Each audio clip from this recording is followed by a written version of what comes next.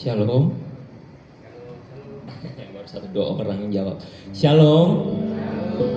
Puji Tuhan, kita mengucap syukur kita boleh di tempat ini kembali setelah bekerja selama seminggu. Kita diizinkan Tuhan untuk kembali beribadah dan bersekutu di tempat ini. Mari sama-sama kita rendahkan diri kita mau berdoa, kita mau siapkan hati kita. Ya Tuhan, halo kami yang baik Bapa. Terima kasih Tuhan, terima kasih Bapa. Tahan intinya kami mengucap syukur kepadamu Tuhan. Kau telah sertai masing-masing pribadi Tuhan dalam segala aktivitas kami Tuhan, dari setiap unit bisnis yang ada Bapa. Kami bersyukur Tuhan Yesus kami boleh hadir di sini Tuhan. Kau berkati juga Tuhan anak-anakmu ini Tuhan Yesus yang meluangkan waktunya Bapa, mungkin di tengah kesibukannya Bapa, boleh berkumpul di sini Tuhan. Kayaknya Kau siapkan hati kami masing-masing Tuhan dalam segala pergumulan kami Tuhan Yesus. Engkau yang tahu Tuhan Yesus. Kayaknya Kau pimpin kami satu persatu Tuhan untuk layak Tuhan masuk ke dalam hadirat-Mu. Hanya di dalam nama-Mu Tuhan Yesus kami sudah berdoa dan mengucap syukur. Amin. Siap untuk bangkit berdiri. Mari kita naikkan pujian persiapan.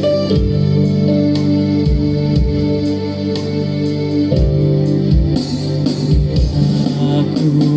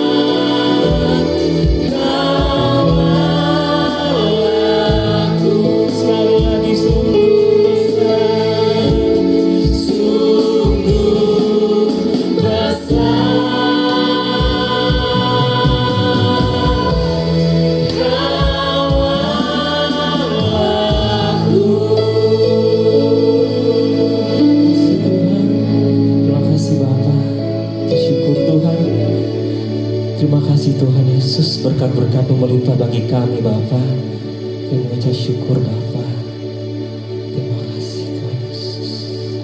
Amin. Sekali lagi Shalom. Jumlahnya lebih banyak dari yang tadi. Shalom. Puji Tuhan. Saya undang rekan-rekan sekalian untuk saling bersalaman, memberikan senyum yang terbaik. Ya, katakan Tuhan memberkati. Ya, kurang senyumnya nih yang di belakang. Ya, kita masih memuji Tuhan, kita mau menaikkan pujian syukur kita. Kita mau berikan tepuk tangan yang terbaik untuk Tuhan.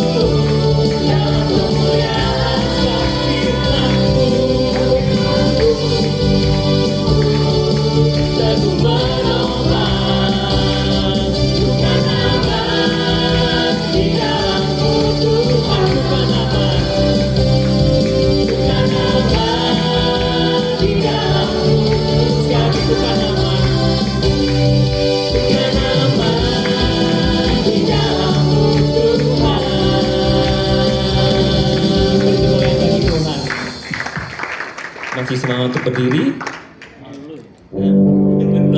Silahkan duduk kembali. Puji Tuhan, kita sudah akan mengakhiri bulan Oktober. 2 bulan lagi kita akan masuki tahun yang baru. Mungkin sepanjang beberapa bulan ke belakang banyak hal yang terjadi tidak sesuai dengan keinginan kita. Kita sudah buat resolusi di tahun ini, tapi kok Tuhan ternyata tidak berjalan sesuai keinginan saya ya. Apa yang sudah saya list di depan di akhir tahun 2024 kok jadinya seperti ini ya Tuhan. Kok saya kehilangan orang tua saya kehilangan kakak saya kehilangan adik saya. Kok saya dapat penyakit ini ya Tuhan. Kok banyak hal yang terjadi. Kok rekan saya yang lebih dulu dipromosikan. Banyak hal yang terjadi. Saya tahu di antara kita semua yang ada hadir di tempat ini. Mungkin satu hal yang kita perlu percaya adalah Tuhan telah menyiapkan yang lebih baik. Tuhan telah akan memberikan yang kita butuhkan, bukan yang kita inginkan. Amin. Masih ada 2 bulan lagi. Tuhan bisa bekerja dengan cara-caranya aja bagi hidup kita masing-masing pribadi. Amin. Sebentar kita akan menyiapkan hati kita untuk menekan firman Tuhan yang bukan hambanya oleh Pastor Mindar Buta-Buta. Mari kita naikkan pujian persiapan kita.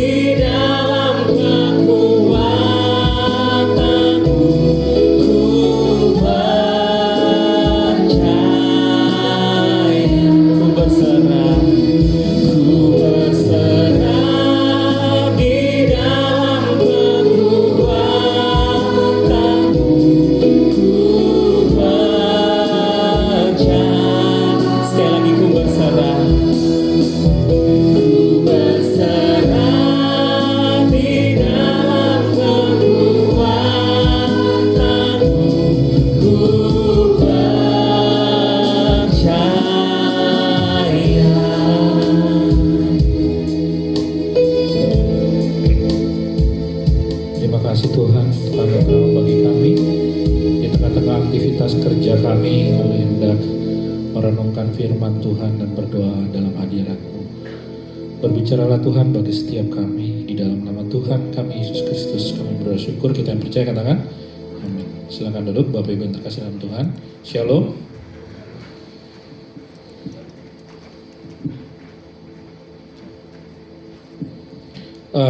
Tema kita hari ini adalah abundance. Abundance itu artinya berkelimpahan. Saya suka gambar ini. Kenapa Bapak Ibu? Karena udah langsung ditunjukkan lawan katanya, scarcity. Ya, kalau kita mengumpamakan kehidupan kerohanian kita, kehidupan kita sebagai anak Tuhan, kalau kita hidup dalam kelimpahan Tuhan, itu seperti pohon yang tumbuh di rumput hijau, kemudian tumbuhannya segar gitu ya, daunnya lebat, kemudian bisa akarnya juga besar dan juga panjang, menyerap banyak sari-sari makanan. Dan ini adalah gambaran sebagai anak-anak Tuhan yang hidup dalam kelimpahan. Sedangkan kalau kita dalam kehidupan kita berkesusahan gitu ya, berkekurangan, gali lubang tutup lubang dan lain sebagainya, mungkin kita berada di dalam gambar yang seperti scarcity ini. Ya, suasananya gersang, kemudian mempengaruhi akar kita juga, batang maupun caranya seperti itu kering, dan juga nggak ada daunnya, sehingga kita merasa cukup kesusahan dalam hidup ini. Bapak Ibu yang terkasih dalam Tuhan, ternyata dalam pertumbuhan iman, kita itu nggak bisa milih, ya, dalam pengertian saya maunya kadang abundance, kadang scarcity, nggak bisa kayak gitu. Seperti pohon ini, dia nggak langsung serta-merta jadi besar seperti ini Bapak Ibu. Dia dari kecil dulu, dia dari bibit, kemudian dia jadi tanaman yang muda sampai akhirnya bertumbuh besar. Nah, kalau anak Tuhan tidak menyadari hidupnya berkelimpahan dalam Tuhan, maka selama hidupnya dari dia bertumbuh besar, menjadi besar, dia akan scarcity terus. Hidupnya akan penuh dengan pergumulan, hidupnya akan penuh dengan kesusahan, dan lebih banyak ngedumelnya, lebih banyak mengaduhnya, lebih banyak berkeluh kesahnya daripada bersyukur. Nah, kita bisa mengevaluasi hidup kita nih saat ini. Apakah saat ini kehidupan kita ada dalam kelimpahan Tuhan, atau hidup kita rasa bahwa hidup kita kok sepertinya gersang gitu. Apakah kita sudah salah tumbuh? Apakah kita salah bertumbuh? Dan ini seringkali dipertanyakan oleh anak-anak Tuhan dalam hidupnya. Tuhan, kok hidup saya seperti ini? Hidup saya kok susah? Hidup saya kok gini-gini aja? Nggak ada impact-nya, nggak ada dampaknya sama sekali. Apakah kita bertumbuh dalam kehidupan yang kegersangan seperti itu? Nah, kita lihat ayat emasnya dulu. Next, Pak. Kita baca bersama-sama, di layar sudah ada, Matius 25 ayat 29, 1, 2, 3. Karena setiap orang yang mempunyai, kepadanya akan diberi, sehingga ia berkelimpahan. Tetapi siapa yang tidak mempunyai apapun juga, yang ada padanya akan diambil daripadanya. Kita garis bawahi kata berkelimpahan. Ini yang akan kita pelajari hari ini tentang abundance. Karena ada banyak anak Tuhan tidak menyadari bahwa hidupnya itu di dalam Tuhan sebenarnya hidup yang berkelimpahan, bukan hidup yang berkekurangan, bukan hidup yang susah gitu, yang gersang gitu ya. Sehingga ada banyak anak Tuhan kok dia berkeluh kesah aja dalam hidupnya. Bahkan dalam ibadah pun dia bisa berkeluh kesah Bapak Ibu. Dia bisa berasa bahwa kok ibadahnya kayaknya kosong. Gue gak merasakan apa-apa. Ya itu lu, sementara orang lain diberkati, kenapa lu enggak? Kan gitu ya. Ada banyak orang berkeluh kesah dalam hidupnya dan selalu penuh dengan keluh kesah. Gak ada ucapan syukur, gak bisa menikmati hadirat Tuhan, selalu berasa berkekurangan. Itulah hidup dalam scarcity. Nah, kita gak mau jadi anak-anak Tuhan yang seperti itu. Bahkan ada orang yang dalam kesusahan sekalipun, dalam penyakit yang sangat berat, penyakit yang kritis, dia bisa menaikkan pujian, dia bisa menaikkan haleluya. Kenapa? Karena hidupnya penuh dengan kelimpahan dan kemurahan Tuhan. Pada waktu saya merawat mama saya waktu itu almarhum sakit kanker serviks dan kami 11 bulan ngurus di RSCM. Sepanjang perawatan itu saya bisa melihat, oh mama ini pelayanan orangnya. Dia lagi kondisi sakit, dia stadium 4B. Kemudian tiba-tiba ada seorang ibu yang waktu itu almarhum masih bisa berjalan, masih bisa beraktivitas. Kemudian ada seorang ibu-ibu yang masih muda, 20-an, didorong pakai kursi roda, kemudian dalam antrian yang sama karena BPJS, antrinya banyak Bapak Ibu.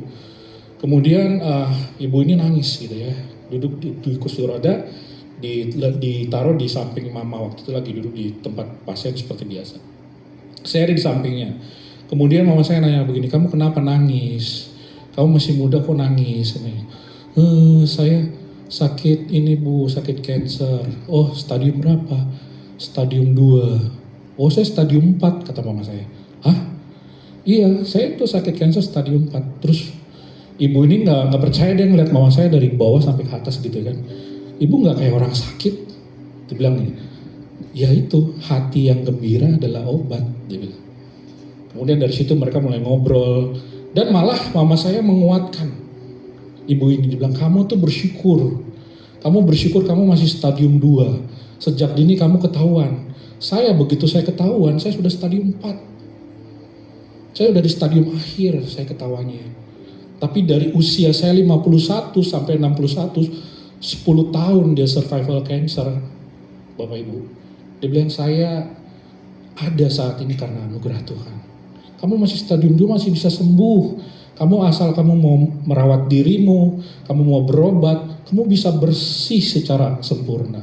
Oh gitu ya Bu? Iya. Kemudian dokter panggil masuk, kita konsul. Keluar, dia ketemu lagi sama ibu ini, dia bilang, semangat ya, kamu masih muda, masa depanmu masih panjang. Saya lihat, wah luar biasa. Saya belajar banyak hal dari ibu saya. Walaupun dalam penderitaannya, dia hidup dalam kelimpahan Bapak Ibu. Dia hidup dalam abundance. Dia hidup berkelimpahan, dia tidak berkekurangan.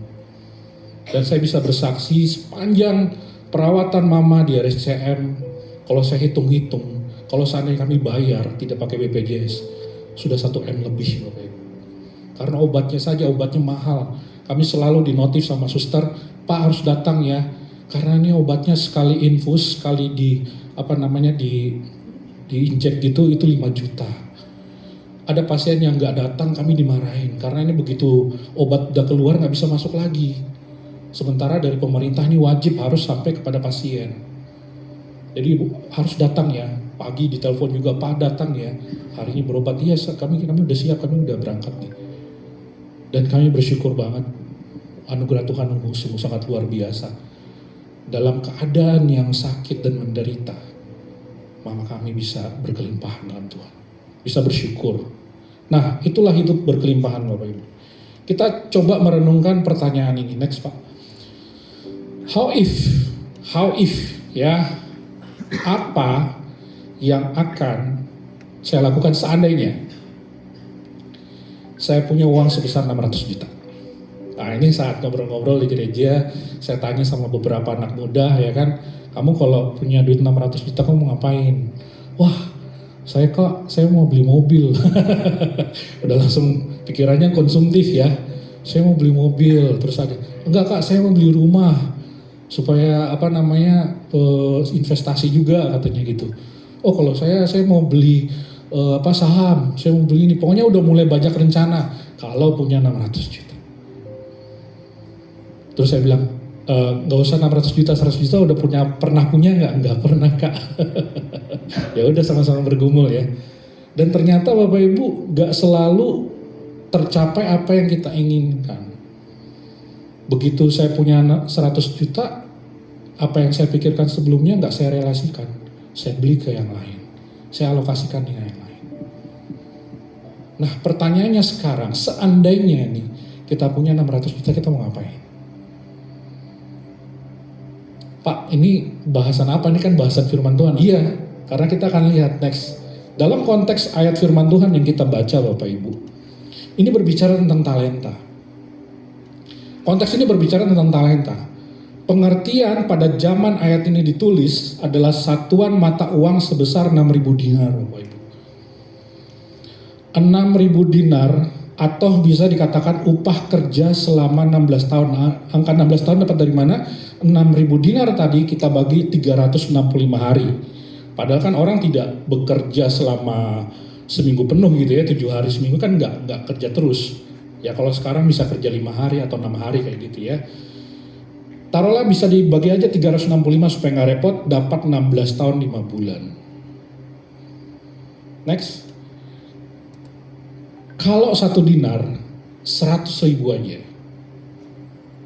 Kita coba kurskan ke 100.000 rupiah. Maka 6.000 dinar adalah 600 juta. Nah Bapak Ibu yang terkasih dalam Tuhan, ada banyak anak Tuhan tuh berkeluh kesah dalam hidupnya. Tuhan, seandainya kok saya kok terlahir seperti ini ya? Kok seperti ini hidup saya ya?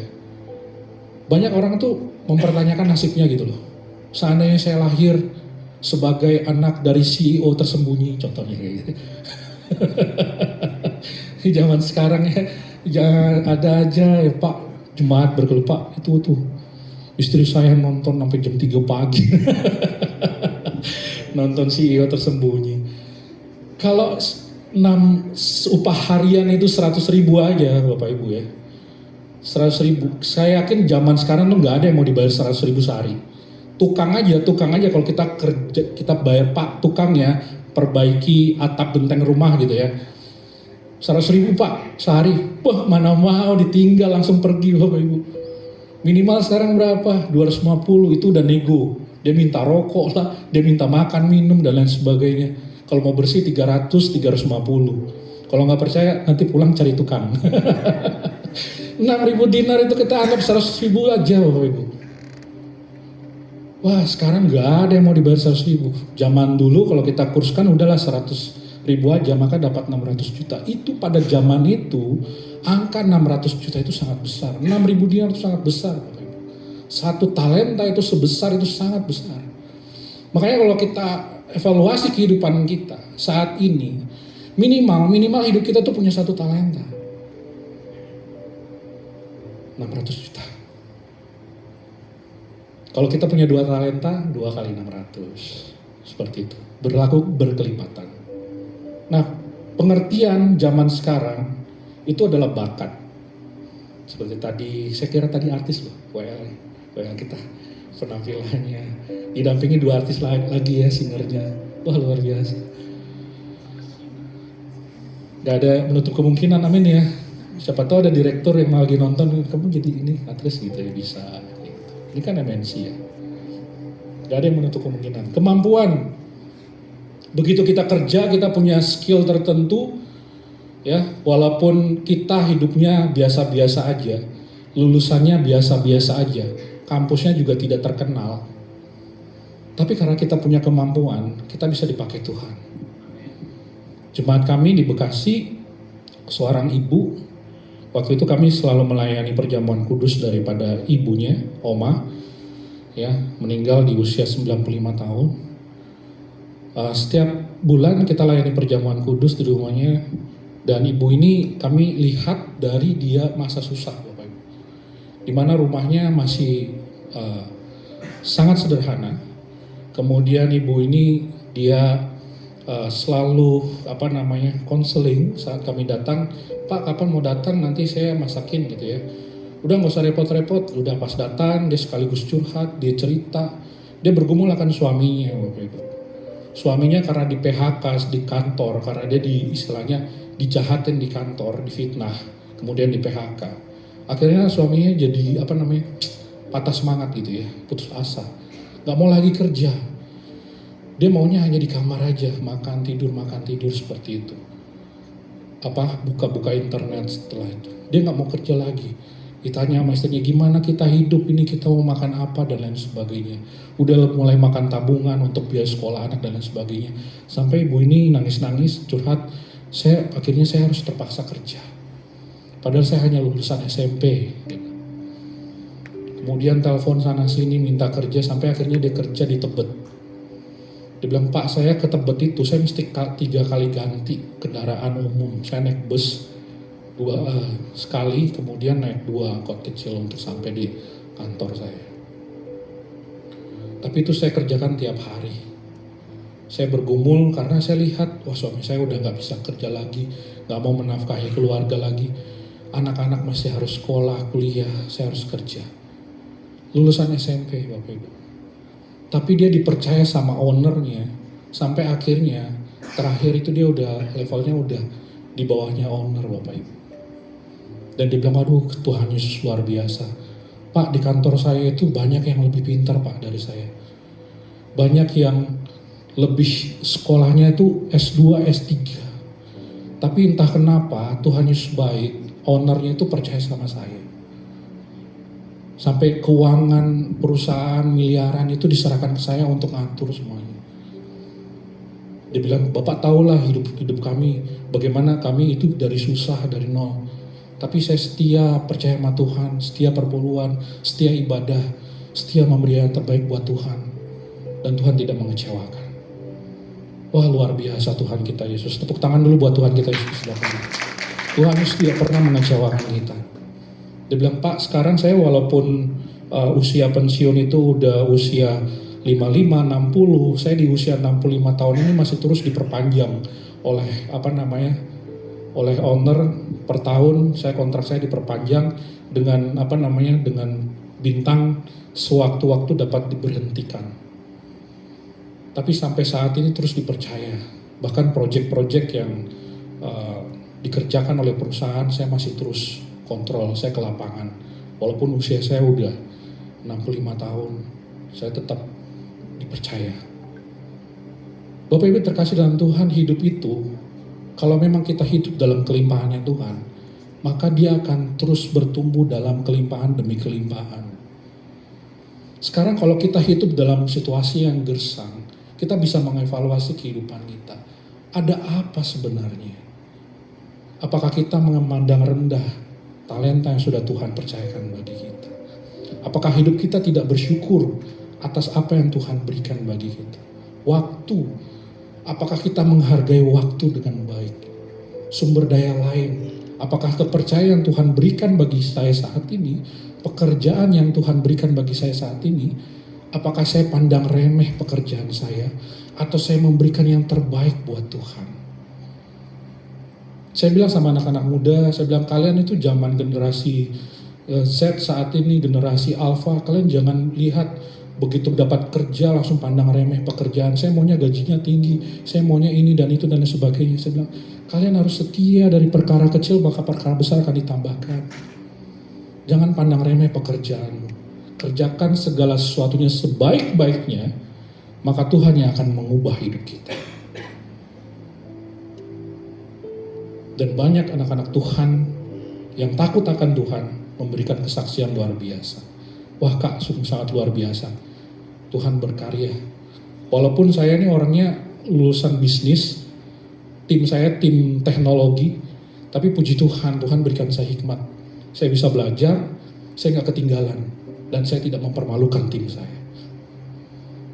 Bahkan tim saya, karena saya lulusan dari bisnis, mereka lebih mengapresiasi saya. Karena saya tidak ketinggalan, saya bisa mengachieve apa yang mereka kerjakan, kemudian bersama-sama kita lebih banyak yang kita kerjakan, karena saya bisa memberikan banyak ide dari segi bisnis terhadap pekerjaan teknologi zaman sekarang. Dan wah luar biasa. Asalkan kita takut akan Tuhan, kita hidup dalam kelimpahan. Poin firman Tuhan hari ini ada 3 Bapak Ibu. Kita baca bersama-sama. Yang pertama, menyadari dan menghargai talenta. Yang kedua, mengidentifikasi dan seleksi talenta. Yang ketiga, mengembangkan talenta. Ini berlaku seumur hidup Bapak Ibu. Ini berlaku seumur hidup. Karena ada banyak anak Tuhan zaman sekarang, ya. Saya banyak terima konseling dari jemaat itu, bukan banyak sih, beberapa gitu ya. Mereka nggak siap pensiun. Mereka bingung mau pensiun mau ngapain. Mereka dari profesional gitu ya. Ada jemaat di Cikarak, dia begitu pensiun dia bingung, dia stres. Karena dia dapat pensiun 2M, kemudian dia bingung dia mesti ngapain. Saya bilang, orang punya 2M bingung ya, gimana apa saya gitu nggak punya 2M. Apa saya lebih bingung? Enggak, ternyata memang beda gitu ya. Orang dia pensiun, dia dapat 2M, dihargai gitu ya pensiunnya, dapat 2M, dia bingung mau ngapain. Akhirnya apa? Dia usaha. Karena nggak pernah usaha seumur hidupnya dia profesional, akhirnya usahanya baru jalan berapa bulan bangkrut, stresnya berlipat ganda. Bilang, saya seharusnya dengerin apa kata istri saya. Seharusnya udah kita nikmati aja masa tua, nikmati aja 2M itu. Tapi saya nggak bisa diem Pak, dan lain sebagainya. Bapak Ibu yang terkasih dalam Tuhan, banyak orang itu nggak bisa menyadari dan menghargai talenta. Poin yang pertama, kita baca ayatnya, ayat 14, 1, 2, 3. Sebab hal kerajaan sorga sama seperti seorang yang mau bepergian ke luar negeri, yang memanggil hamba-hambanya dan mempercayakan hartanya kepada mereka. Mempercayakan artinya benar-benar trust. Karena hamba-hambanya ini ya bentuknya kepemilikan. Hamba-hambanya, hamba miliknya, the precious one. Pada zaman itu, kalau hamba kepemilikan, tuannya itu berani bayar harga supaya hambanya tetap di-keep sama dia. Sewaktu-waktu bisa terjadi perang, sewaktu-waktu bisa terjadi perampokan, hamba-hambanya pasang badan. Kadang-kadang mereka tertangkap, mereka dijual kembali. Tapi tuannya, karena ini adalah kepemilikan, hamba ini adalah milik saya, dia akan kejar terus, dia akan cari terus, dia akan dapatkan kembali hamba itu. Bapak yang terkasih dalam Tuhan, kita adalah milik Tuhan, hidup kita ini adalah milik Tuhan. Itu yang saya sadari, saya bilang, Tuhan, mama almarhum waktu itu saya berdoa, ini adalah milikmu. Saya nggak perlu stres bagaimana memikirkan mama saya ini bisa sembuh. Saya sempat Bapak Ibu berdoa, sempat berkeluh kesah, saya bilang, Tuhan, saya ini hambamu Tuhan, saya ini pendeta. Masa pendeta lain berdoa ada mujizat Tuhan, saya berdoa kagak ada mujizat? Roh Kudus berbicara dengan lembut, jalanmu berbeda dengan yang lain. Dan ternyata saya bisa mendapati bersyukur dalam penderitaan, itu indah juga. Kalau hamba itu adalah miliknya Tuhan, kita adalah miliknya Tuhan, maka Tuhan akan mempercayakan apa yang dia miliki kepada kita. Next. Sekarang dapat kita sadari ya, dan hargai bahwa Tuhan memberi minimal itu 1 talenta atau bakat lah contohnya kayak gitu. Senilai 600 juta tersebut bagi kita. Upah tersebut sudah dirapel, dibayar sekaligus menjadi modal kita di dunia ini. Coba kita bayangkan Bapak Ibu, berapa gaji kita saat ini? Gak usah disebut lah. Ya. Berapa gaji saat ini kemudian dirapel selama 16 tahun dan kita terima itu di muka. Apakah kita bisa kembangkan itu atau enggak? Contohnya aja. Atau habis dalam sehari 2 hari. Ponakan saya waktu liburan di rumah, ya kan, main gitu. Kemudian namanya omnya kan, kalau nggak kasih uang jajan kan gimana gitu ya, kasih lah uang jajan. Pertama 10.000, ya kan, 10.000 senang banget, makasih ya tulangnya. Wah, kemudian jajan dia ke Indomaret. Besoknya saya cari dompet saya nggak ada 10.000-an, akhirnya 20.000-an saya kasih kan, 20.000-an. Pikir saya, oh ini bisa lah 2 hari gitu kan. Hari ketiga, pulang bagi duit dong buat jajan. Lah, saya kemarin kasih 20.000, udah habis. Ya udahlah, di dompet ada 50.000. Nih ya, nanti kamu atur ya, jangan langsung habis ya. Ternyata besoknya lagi dia bilang, tulang udah habis duitnya. Hah? Terus saya mikir kan, saya kasih 10.000 habis, 20.000 habis, 50.000 habis. Ya udah saya cari tukaran dong. Saya cari tukaran, saya kasih aja 10.000 kan. Supaya apa? Sama habisnya kok. Kadang kita sebagai anak Tuhan kita mikir ke sini enggak? Tuhan belum mempercayakan sebesar itu nilainya bagi kita, apakah karena kita tidak bisa dipercaya? Saya tanya lagi sama anak-anak youth, saya bilang, kamu kalau terima 600 juta kamu mau ngapain? Tetap aja, iya kak saya mau beli mobil, mau beli motor, wah udah konsumtif pikirannya. Tapi saya tertarik, ada yang bilang, kak saya mau beli saham. Kok kenapa mau beli saham? Dia mulai cerita, gini-gini kak, mungkin saya belum punya kemampuan, saya beli reksadana. Kenapa? Dia cerita, gini nanti hasilnya segini. Wah, luar biasa. Saya bilang, dek kalau kamu kembangkan nih, hidup kamu seperti ini, saya yakin kamu ke depan gak akan kesusahan masalah uang. kamu bisa atur uangmu dengan baik. Next. Yang kedua adalah mengidentifikasi dan seleksi talenta. Ayat 15 kita baca sama-sama, 1, 2, 3. Yang seorang diberikannya 5 talenta, yang seorang lagi 2, dan yang seorang lagi 1. Masing-masing menurut kesanggupannya, lalu ia berangkat. Next. Menurut kesanggupannya, identifikasi semua talenta yang kita miliki, kemudian kita lakukan seleksi terhadap talenta tersebut. Bukan sekedar suka, bukan karena bisa, bukan karena mampu, bukan karena senang. Karena area ini suka, bisa, mampu, senang, itu area yang kita menyepelekan talenta kita. Gue bisa kok nyanyi dengan bagus. Udahlah, gue gak perlu latihan. Gue latihan last minute aja. Wah, proposal ini mah gampang gue kerjain. Udahlah, last minute aja, gue masih bisa menikmati hidup. Gue masih bisa nongkrong-nongkrong. Bukan sekedar suka, bisa, mampu, senang, melainkan apakah kita ada passion di situ. Kalau memang kita ada di passion di situ, proposal itu kita akan berpikir ulang bagaimana bisa kita kembangkan dengan baik. Sehingga di saat rekan kerja kita, tim kita, maupun atasan kita menerima presentasi kita, mereka kan, wah ini luar biasa nih, out the box. Gak usah dicari bahwa promosi datang sendiri. Gak usah jilat-jilat atasan, dia akan langsung, kamu naik ya, kamu pegang ini ya, kamu pegang itu ya. Karena memang kita bisa mengembangkan. Yang ketiga, kita mengembangkan talenta. Ayat 21 dengan 23 ini sama Bapak Ibu. Dan menariknya, benar-benar sama persis. Bahasa Inggrisnya juga sama persis. Kalau ada 2 ayat yang diulang dalam Alkitab sama persis, berarti itu sangat penting. Kita baca sama-sama. Maka kata tuannya itu kepadanya, baik sekali perbuatanmu itu. Hai hambaku yang baik dan setia. Engkau telah setia dalam perkara kecil, aku akan memberikan kepadamu tanggung jawab dalam perkara yang besar. Masuklah dan turutlah dalam kebahagiaan Tuhanmu. Kita garis bawahi baik dan setia. Asalkan kita punya hati yang tulus dalam pekerjaan apa yang kita kerjakan saat ini, pelayanan kita. Dan kita setia di situ. Saya yakin Tuhan tidak tutup mata Bapak Ibu. Kalau tim kita tutup mata, atasan kita tutup mata, Tuhan tidak pernah tutup mata. Katakan amin. Jangan pernah kecewa dalam hidup ini. Life must go on. Kita mesti terus move on. Selama ada Tuhan, no worry, be happy. Dia akan mengangkat engkau. Tidak pernah meninggalkan engkau jatuh bahkan tergeletak. Next.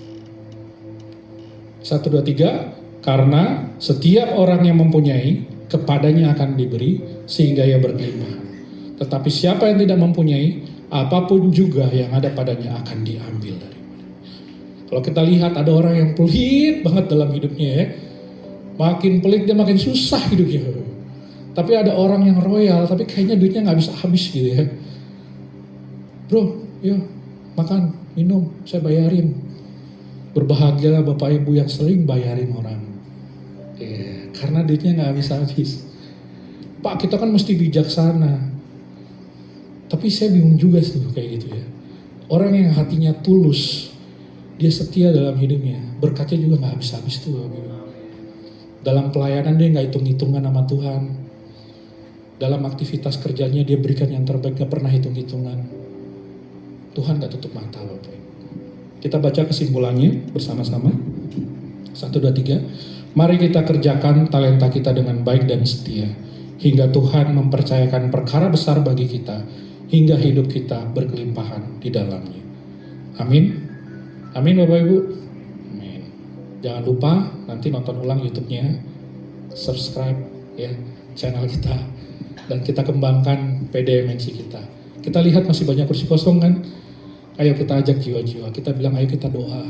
Kalau bukan kita yang dukung tempat ini Bapak Ibu untuk berdoa bagi Tuhan.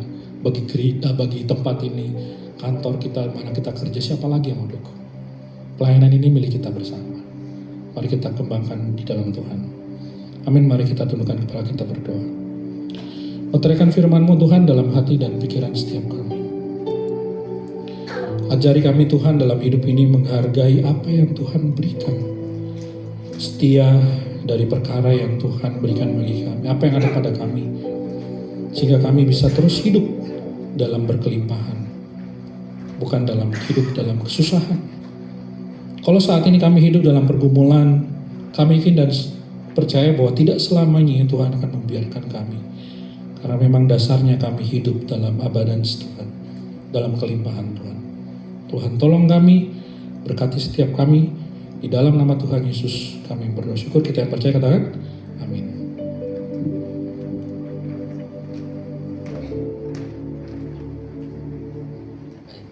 Terima kasih kepada Pastor Mindar Putar-Putar atas pelayanannya.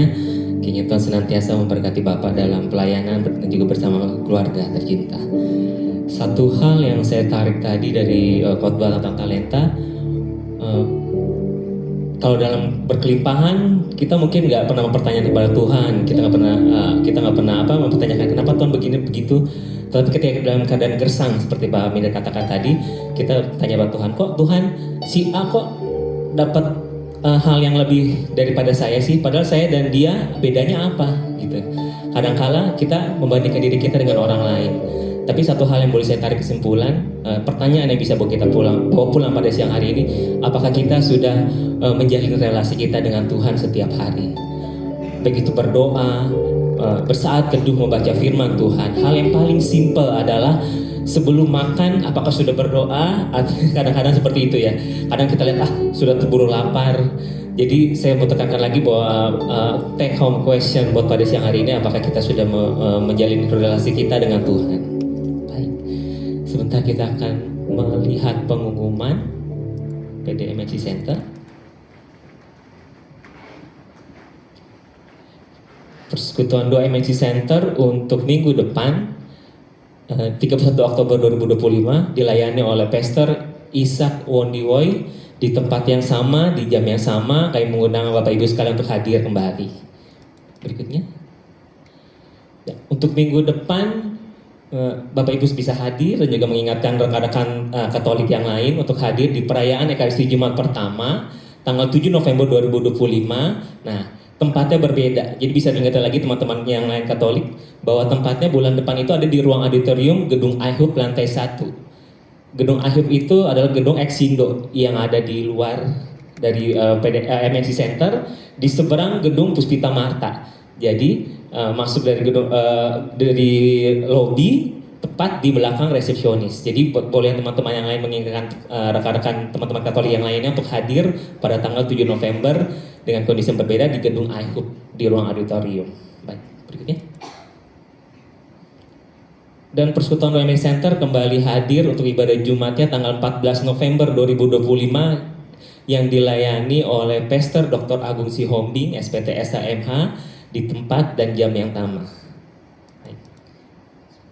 Untuk laporan khas PDMC Center per 24 Oktober 2025, saldonya tertera pada layar dan kami mengundang Bapak Ibu sekalian yang tergerak untuk membantu, untuk mengikuti melayani di pelayanan diakonia bisa menghubungi Ibu Yordina dan Ibu Leni dengan nomor yang tertera pada layar.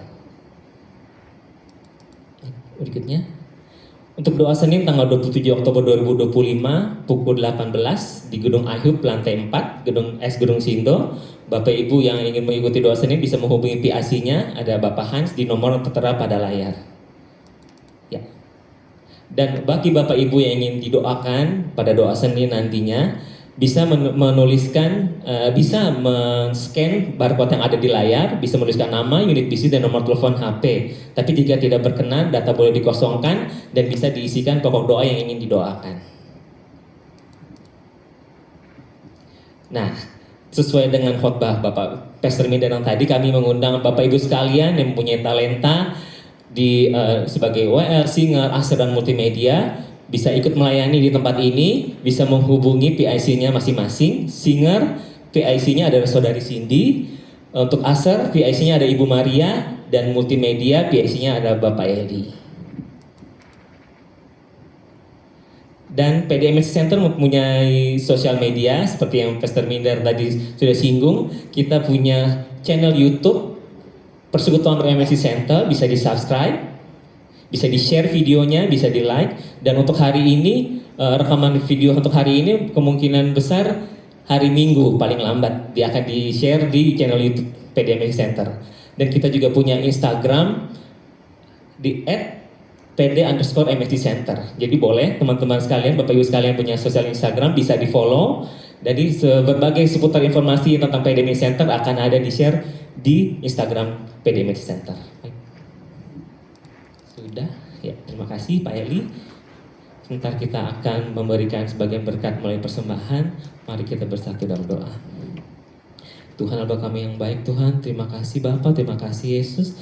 Kami mengucap syukur kepadamu Tuhan Yesus atas berkat-Mu Tuhan dalam kehidupan kami Tuhan Yesus. Dan sebenarnya kami akan mengembalikan berkat-berkat Tuhan tersebut Tuhan sebagian kepadamu Tuhan untuk pekerjaan di tempat ini Tuhan Yesus. Kau berkati juga Tuhan untuk Ibu Yordina Tuhan, untuk Ibu Leni Tuhan yang mengelolanya Tuhan. Kayaknya semuanya boleh berguna Tuhan untuk pekerjaan-Mu di tempat ini Bapa. Hanya dalam tangan-Mu kami berdoa dan mengucap syukur. Haleluya. Amin.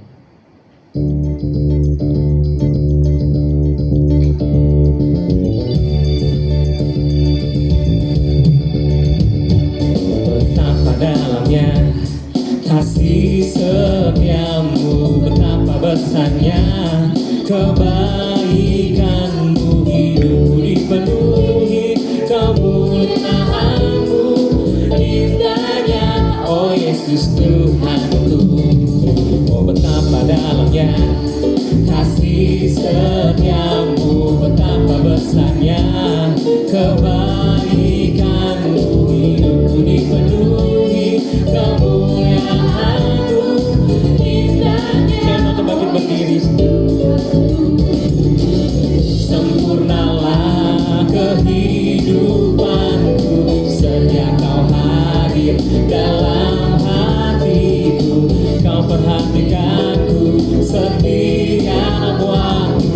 Oh sungguh indahnya Yesus Tuhanku. Sempurnalah kehidupanku sejak Kau hadir dalam hatiku. Kau perhatikanku setiap waktu. Oh sungguh indahnya Yesus Tuhanku. Betapa dalamnya kasih setiamu, betapa besarnya kebaikanmu, hidupku dipenuhi kemuliaan-Mu, indahnya oh Yesus Tuhan, indahnya, indahnya oh Yesus Tuhanku, indahnya oh Yesus Tuhanku. Mari kita bersatu dalam doa.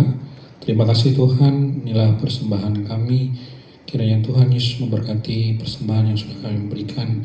Kiranya Tuhan pakai untuk pelebaran kerajaan Tuhan di tempat ini maupun di mana Tuhan dan berkarya. Tuhan memberkati setiap kami yang boleh memberikan persembahan ini Tuhan. Kau kembalikan berlipat kali ganda dalam kehidupan kami masing-masing.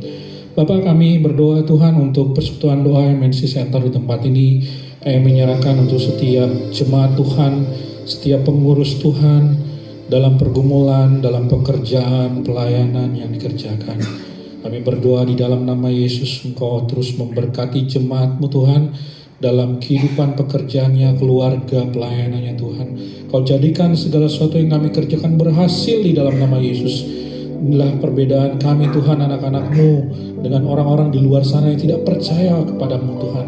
Kami yakin dan percaya di dalam Engkau Tuhan ada berkat khusus yang kami terima, ada hikmat marifat daripada Tuhan, ada kemampuan yang daripada Tuhan, ada cahaya kemuliaan Tuhan yang Tuhan berikan dalam kehidupan kami, sehingga kehidupan kami berlimpah-limpah kasih karunia Tuhan, berlimpah-limpah sukacita damai sejahtera Tuhan, berlimpah-limpah hikmat dan kemampuan dalam kehidupan kami, sehingga dalam pekerjaan, dalam usaha pelayanan kami boleh memberikan yang terbaik bagi hormat kemuliaan nama Yesus. Kami berdoa menyerahkan perusahaan MNC Group Tuhan, baik itu pimpinan, karyawan, kami serahkan perusahaan ini ke dalam tangan pengasihan-Mu Tuhan.